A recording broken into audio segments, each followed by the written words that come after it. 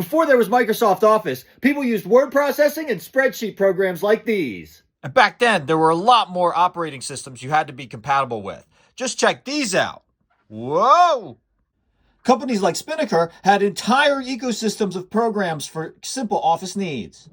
Collectors love them too, and this one's going out to Pete. Let's pack it up. First, let's get the box ready.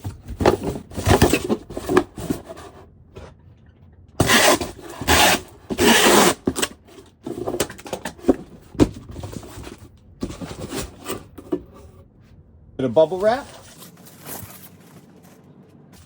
We'll need enough for each program and some for the box.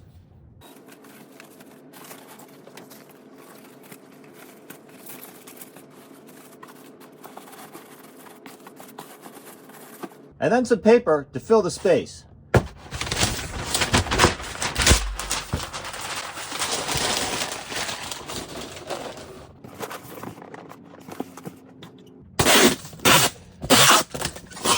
All right, Pete, this one's on its way to you. And for more collectibles like this, check out Keystone Crypto Cup.